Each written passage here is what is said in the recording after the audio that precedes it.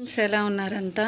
So ఏంటంటే మొన్న 39 సీరియల్లో తిలోత్తమగా వచ్చిన పవిత్ర జయరామ్ చనిపోయారు.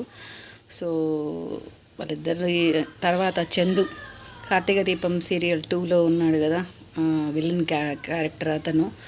సో రాధమ్మ కూతురు ఇలాంటి సీరియల్స్లో ఉన్న చందు అతను సూసైడ్ చేసుకున్నాడు. కూతురు కొడుకు ఏమంటారంటే ఫ్రెండ్స్ అంటారు.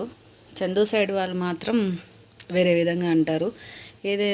ఏదేమైనా ఇలాగా సూసైడ్ చేసుకొని ఇటు పిల్లల్ని అటు, ఒకవేళ ఫ్రెండే అనుకుందాం, ఫ్రెండ్ పిల్లల్ని అటు పిల్లల్ని అందరినీ, ముఖ్యంగా వాళ్ళ ఫ్యామిలీకి భార్యను పిల్లల్ని వదిలి సూసైడ్ చేసుకోవడం అనేది రాంగ్ అండి. ఇలాంటివి సొసైటీలో ప్రోత్సహించకూడదు. So thank you so much. అందరూ బాగుండాలి, అందులో మనం ఉండాలి.